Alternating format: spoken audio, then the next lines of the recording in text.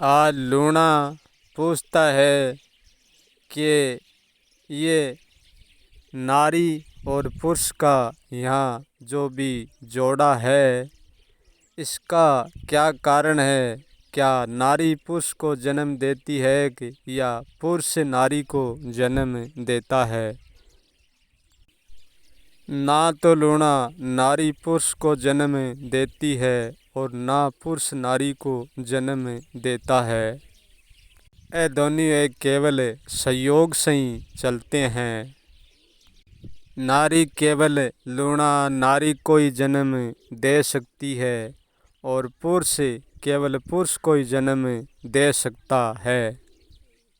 यहाँ नारी से मेरा पहला अर्थ है धरती और दूसरा अर्थ है ये शरीर, ये काया नारी है। चाहे इनको शरीर कह लो और चाहे काया कह लो, ये नारी का ही रूप है। शरीर केवल शरीर को ही जन्म दे सकता है, चेतन को नहीं। यहाँ पुरुष का अर्थ है मेरा कि हम चेतन को ही पुरुष कहते हैं। चेतन होश को तो जन्म दे सकता है क्योंकि चेतन का पुरुष तत्व होश ही है। होश को चेतन जन्म दे सकता है परंतु इस शरीर को चेतन जन्म नहीं दे सकता। इसलिए नारी को जन्म नारी दे सकती है और पुरुष को जन्म पुरुष ही दे सकता है क्योंकि यह शरीर विचार को जन्म नहीं दे सकता। विचार को जन्म केवल चेतन ही दे सकता है। जैसे धरती और आकाश नर और नारी के नाम में गिने जाते हैं, ऐसे ही इस शरीर में एक स्त्री और एक आदमी गिने जाते हैं। ऐसे ही चेतन में दो तत्व होते हैं। एक तत्व होता है वो स्त्री तत्व और दूसरा तत्व होता है वो आदमी तत्व होता है। जो स्त्री तत्व है वो हमारी वासना है और जो आदमी तत्व है वो हमारा मन है। ये दोनों तत्व चेतन के ही हैं और ही नारी रूपी शरीर के घर में प्रवेश करते हैं क्योंकि मन रूपी आदमी स्त्री के शरीर में भी होता है और वासना रूपी नारी आदमी के शरीर में भी होती है। मन रूपी आदमी और वासना रूपी स्त्री के साथ ये नारी रूपी शरीर जुड़ जाता है तब ये संपूर्ण हो पाता है जीवन। यदि ये तीनों एक साथ नहीं होंगे तो हमारा जीवन कभी नहीं होगा। जिस आदमी के अंदर स्त्री तत्व का प्रभाव ज़्यादा होता है वो आदमी रूपी मन वासनाओं से ज़्यादा घिरा होता है और जिस वासना रूपी नारी के भीतर आदमी रूपी मन तत्व का प्रभाव ज़्यादा होता है वह नारी भी वासनाओं से बहुत ज़्यादा घिरी रहती है।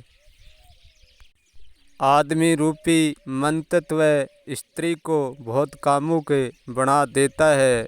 जिस वासना रूपी स्त्री है उसको बहुत कामुक बना देता है। ये मन रूपी आदमी हमेशा ही अपने अज्ञान में सोया हुआ ही रहता है और ये वासना रूपी नारी मन रूपी सोए हुए आदमी को हर पल जगाती रहती है। नारी स्त्री आदमी पर आगमन की पहल कभी नहीं करती है। स्त्री आगमन करने का मौका आदमी को ही देती है और स्त्री आदमी को कभी भी बोलकर नहीं कहती है, वह इशारों में ही कह जाती है। बहुत कुछ कोई समझने वाला ही समझ सकता है।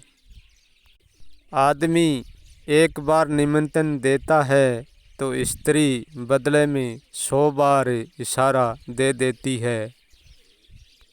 परंतु स्त्री का इशारा बड़ा अद्भुत है, सबको समझना नामुमकिन है।